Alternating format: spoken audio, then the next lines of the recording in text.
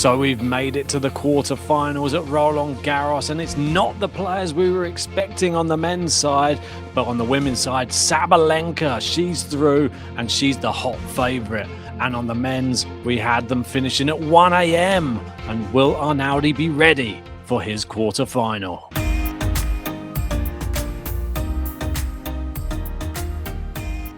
Here we go. It's quarterfinal time at Roland Garros.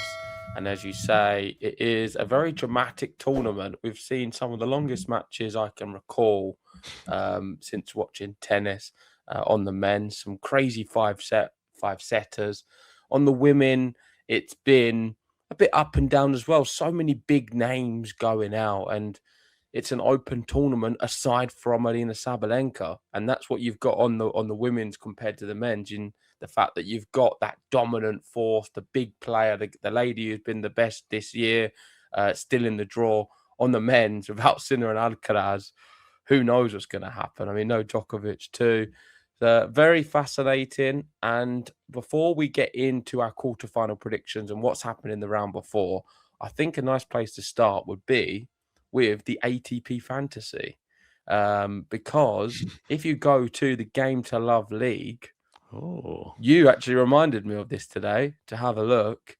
You will be able to see that currently number one in the Game to Love League is myself. So I'm leading the pack. Wow. My team's not doing too bad. I'm relying on a lot of points from Hadar, Fonseca, and Zverev. All three of them in. Of course, only Hadar or Zverev can advance to the next round. But Fonseca, I mean, potentially between the three of them, I've got a good chance, I hope, for one of them at least to get to the final. You definitely do. And yeah, there's me down in 23rd. 23, my lucky number, which is weird as well. So I'm down there in 23rd. But yeah, some decisions were probably not the correct ones from me in this tournament.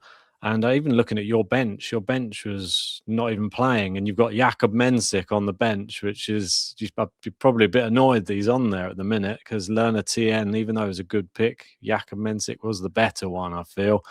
Well, you don't know who else is on the bench. Arnaldi's the other one. Yeah, I mean, it's just insane. You've got Arnaudi and Mensik on the bench. Wild to think that there's no extra points coming your way for those two. But yeah, well done. What great selections. The only thing that I think most people in our league probably got wrong is I think most people probably got Yannick Sinner as the bonus ball. And if you go to the actual full standings, everyone with Zverev as the bonus ball, pretty much, they're the ones who lead the way. Yeah. But yeah, that's just part and parcel of it. We all would double down, put all our eggs into one basket, and now they're all broken. But that's just what happens in tennis. It's been a very weird tournament, and no Yannick Sinner, but 3 Italians have made it through. It's how weird is it? Apparently, it's like the first time that 3 Italians in the quarterfinals. So, and they're playing each other as well. So we're going to have at least one Italian. Sinner. No, it's just wild. We're going to have one Italian guaranteed in the semi-finals. Yeah, just crazy.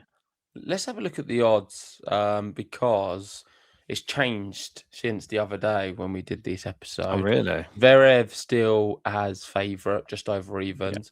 Yeah, You've got Fonseca 4.5, Felix at 8, Caboli at 8, Hadar at 9. So the Hadar's been drifting slightly.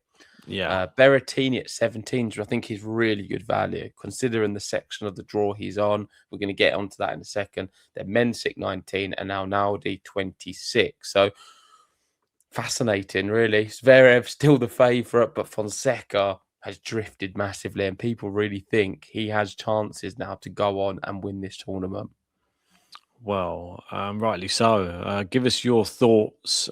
This is obviously the quarterfinal draw, and Fonseca Mensik is the next one. I know that you watched you were riveted by the Fonseca performance against Casper Ruud. Give us a few of your, I don't know, standout moments, or what your big takeaway from the match was. I touched on it yesterday, but it's really just the forehand pace of him and what he's able to do on the forehand side. Not many players can do it right now on tour. A stat which just stood with me massively was how they kept referring to Rafael Nadal at Roland Garros and how he would have ranked last year on tour as like the 34th fastest forehand. And it just Wow. shows where the tour is right now and how things are advancing. Of course, it doesn't mean Rafael Nadal would have been the 34th best player. He would have been a lot better than that, no doubt, because there's more than just the pace of ball. But it's something to consider for sure.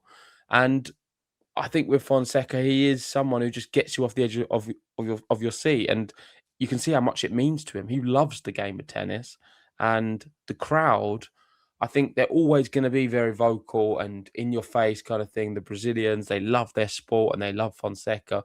It wasn't terrible in the round before, and I think Fonseca himself was creating his own atmosphere. He was really getting up for it, and this is just an amazing opportunity for him, despite it being a challenging part of the draw. He would have rather been at the top of the draw, I think, because Yeah.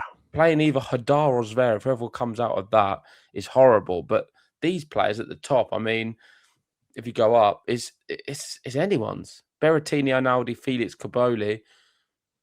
You can make a case for any four of them to be advancing from this part and making the Yeah. final. Yeah, it's so tough to call. It's definitely top heavy or bottom heavy, I'd say, in this draw. And how crazy that you've got the 26th, the 27th, and the 28th seed all there, and they are 19, 19, and 20 years old. So this is it's just Yeah. brilliant for the game. Zverev, I think the reason Hadar's odds have dropped, obviously, is because he's playing Zverev, and I think Zverev is the big favourite. He's been looking, I'd say, the most convincing out of everybody in the tournament so far. Yeah, but yet if Hodar does come through Zverev, probably instantly favourite for the tournament at that stage. But Yeah, my for my sure. my winner's coming from here anyway. My winner's coming from this section, the bottom half, and I'll be relatively pleased if it's either Fonseca or Hadar. They're my two players I'm really getting behind right now. Call me biased, but that's who I like and I like watching. But let's see what happens. Yeah, Do you for want to go to the sure. women's before we do predictions for each?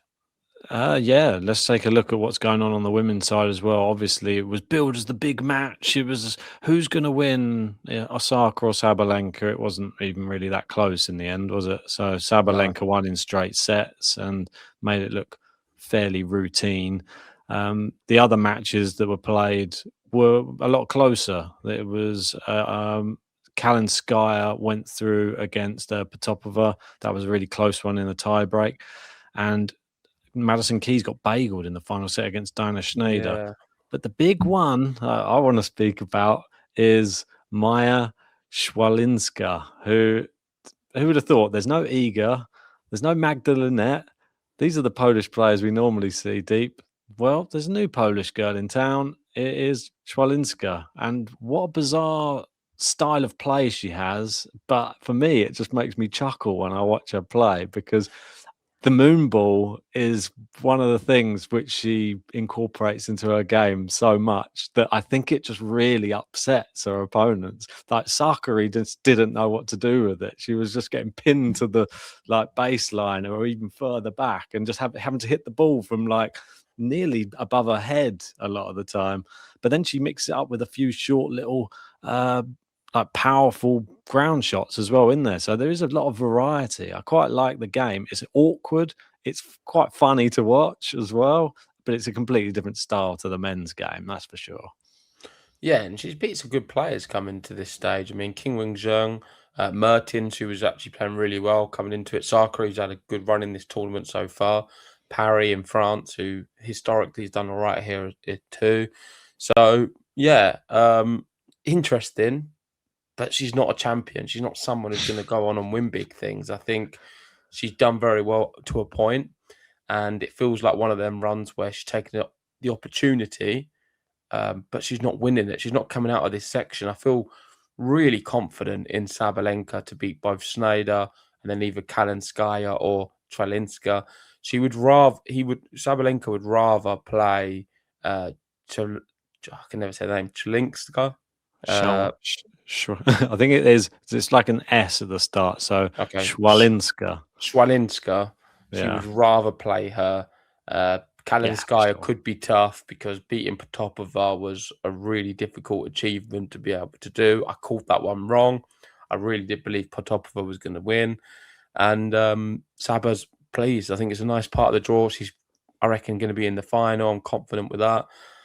This Mhm. bottom half, though, this is where it's different to the men's in the sense that any of them names can make it. I think you can make a case for all four of them, including Sir Stayer, who on paper is the weakest of the four, but she's in really good form. One of the best form players on tour. Kostyuk, maybe right up there as one of the best as well. Svitolina wasn't bad coming into the tournament. So, yeah, I'm fascinated to see. I would like it to be Mira Andreeva and get sort of a Mira Andreeva Saba final because I think that would be the most interesting final. However, there's Yeah. no reason to say that Svitolina couldn't do it. I just don't think Kostyuk would beat Saba in the final, but Svitolina or Andreeva, I don't know, creates a bit more of a narrative. Yeah, it's difficult to say because this Marta Kostyuk seems like a different player to ones that we've seen in the past, and maybe she's leveled up. Maybe it's now her time. I think this match against Svitolina will really prove where she's at because if you don't push her off the court and really batter her, Svitolina just hangs in every single rally and then will just grind you out. And it could, I think this will either be Kostyuk in straight sets or Svitolina in 3 sets. That's the only way I see this one going. I don't think Svitolina wins this one in straights or Kostyuk wins it in 3. So I don't know which way what that one's going to go, but it's tough to pick. I would love, though, because we've got it on the men's side, I would love to see the same thing on the women's side with young players doing well at the tournament. Mm, And wouldn't it just be like a fairy tale if we could get a Mira Andreeva in a final and either a Fonseca or Hadar in the final as well? yeah. Because I think that's what this tournament needs. That's what the tennis needs right now. We need new stars in the sport. I mean, I'll say that, and then Zverev Sabalenka will probably go on and win it, and everyone will be like, "Oh well, maybe next time." But Is Alcaraz not a new enough star for you, Ben? You bored of him already?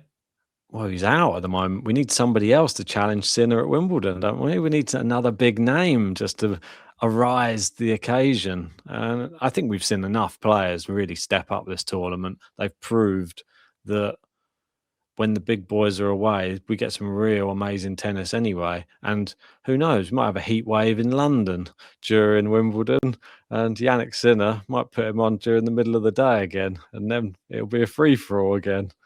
Well, I saw that he's not won a match, has he? What's gone over 2 hours, 45 minutes or something like that. Sinner cannot do long matches, and that's No. something he needs to overcome if he wants to win many Grand Slams, because often they do go long.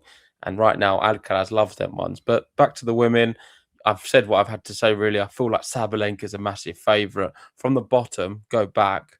Let me give you Mhm. some numbers to back up the head-to-head. So if Saba does make the final, which I'm saying I think she will, I do believe Mirandreeva is the toughest one because the head-to-head's 4-2. Whereas with Kostyuk, like I said, she's played 5 times, beaten her every single time. Svitolina, similar, beaten her 6 times, lost once. So I think they're very one-sided head-to-head. And Mirandreeva, I think, could offer something a little bit different against a Saba and do something. But aside from that, I think it feels like we're going towards a Sabalenka victory on the women's more than anything.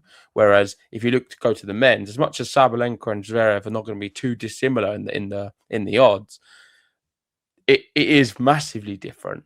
Zverev will not get a better opportunity to win his first Grand Slam and win a Grand Slam ever. I don't think this will ever present himself again.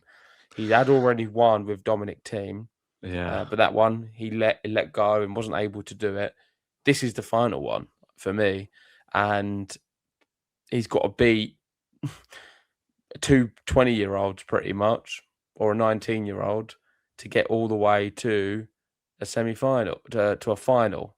And they're some of the best in the world. So if he can't do that, then he's never going to do it. And he can be evens all you like, but I think this Hadar match is going to be really challenging. Yeah, he needs to stay totally focused in his own mind. Don't let the negative thoughts come in because as soon as Hadar gets a whiff of that, it's going to be like Carlenio Busta all over again. So I think we should get to some predictions. Make sure to play along at home as well and tell us your predictions in the comment section. Should we start with the women's? Because I feel why not? like we sort of were shading towards some victories here already. I think we both agree Sabalenka is going to win this one against Schneider. Will it be super convincing? Will it be straight sets? I think it will be. Yeah, me too. I'll take the same. Are you going to update the spreadsheet? I will indeed. Let me bring that up. So, winner, I'll go Saba, score 2-0. And you're going to go Saba 2-0. Exactly the same. Yeah, cool. Right. Then we've got Kalinskaya versus Schwalinska. I'm having Kalinskaya in straights. Okay, so I go Kalinskaya in straight sets. For me, I want the fairy tale. I don't know if it's going to happen or not. I think there's something weird's going to happen. I just think maybe there's just going to be some weird. She's not going to be able to deal with this weird style of play, and we're going to see Schwalinska get a win somehow. It's just going to. There's always a story. There's always like a random person that manages to do it. We have Boisson, remember, doing so well. I think Schwalinska, it's her turn right now. No Iga, she's stepping up to the plate. Svitolina Kostyuk, this is a big one. And you're going first, I think. I'll go first on this one. I'm going to go for it. I'm going to say Marta Kostyuk actually takes this one. And I'm going to go Kostyuk, and I'm going to go in straight sets. Yeah, I'm going to go Kostyuk too, but in 3. Ooh. Kostyuk in 3. And Andreeva Sestaya. This one, perhaps the toughest one to pick out of all of them. Yeah, I'm going to have Andreeva, though, in 3. Andreeva in 3. Yeah, I think I'm going to go Andreeva, but I'm going to go in straight sets. I'm going to say she really takes it on, and You're just trying to go for the differential. Well, it just might trying to beat me. It might Sestaya wins that then. Both get 0 points. Right, so let's start off with the all-Italian affair first on the men's side. Arnaldi versus Berrettini. I mean, Berrettini, for me, I said it to you off air, I think he's beatable. There's a blueprint that's been laid out by every player who's a top player who plays him. Even Cerundolo was doing it today. As soon as he was playing every shot into the backhand, Berrettini went long in the net, and then until he could run round it and hit a big forehand. So if Arnaldi can just keep it on his backhand for the majority, he wins. Easier said than done, Ben. And plus, he's got a winning formula with his serve and forehand. He's a lot better player than people give him credit for. And when he's fit, there was a period when he hardly lost to anyone. So I think Berrettini is a super dangerous player who can do some big things. So I'm going to have him winning this one in straight sets. Straight sets? No way. That is nearly went 2-love then. Got a bit of a women's score going on. Yeah, I mean, it's really difficult for me to pick this one. This one, perhaps, I don't know. I think I've started with the most difficult one for me to. I don't even know if they've ever played before. No, they've never played before, so nothing to go off on that. I'm going to go with Arnaldi, but I'm going to go Arnaldi in 5. Another 5-set match for Arnaldi. That's going to be a third one in the tournament. He's already played a 5-hour and a 5.5 hour. Now he's going to go with another 5-hour probably. Right, Caboli, Felix. I'm going to go first on this one. This one really difficult as well because Felix just went through in straight sets. Caboli went through in 4. My heart says Caboli. My head is sort of shying towards Felix, but I'm going to think it's another 5-set match. I'm going to go Caboli in 5. Yeah, I thought maybe similar, but I'm going to go for Caboli in 4. Okay, Caboli in 4. I'll take that. That would save my my heart a little bit more. I don't know if I can deal with another 5-setter. Okay, so I let's mean, go these two with have loved 5 sets. They've had 5 sets every match almost. So yeah. could we get another one potentially? Um, I'm gonna be going not for it. I'm gonna be having Fonseca in 4. Okay, Fonseca.